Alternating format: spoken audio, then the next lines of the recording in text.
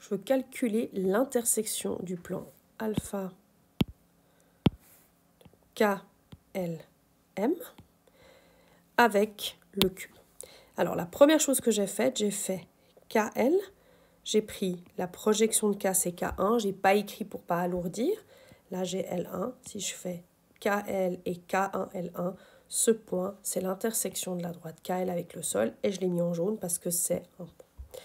Maintenant, M, ce n'est pas un point qui est n'importe où. Il est sur cette arête, donc dans le sol. Donc, ça veut dire que cette droite, elle est dans alpha.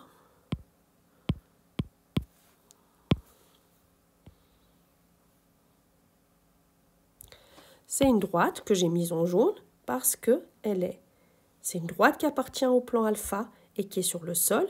Maintenant, qu'est-ce qui se passe du coup? C'est que cette droite, elle coupe la face du cube sur la droite AB, que je vais prolonger en noir. Et j'ai, attention, ce n'est pas une construction ultra précise, ce point que je peux appeler S, qui est aussi égal à S1, c'est l'intersection du plan avec cette face-là. C'est un des points d'intersection, donc je peux le mettre en jaune puisque c'est un point du plan.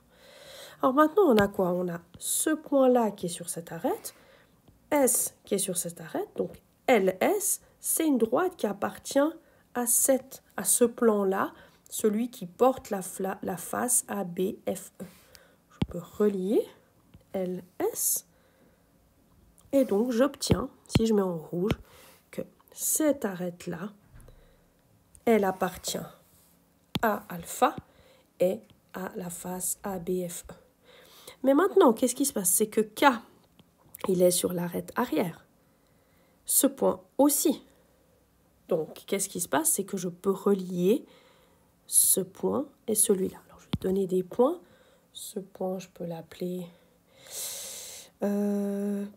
P. Celui-là, je peux l'appeler Q. Alors, du coup, en reliant K et Q, j'obtiens cette arête-là qui sera en trétillé.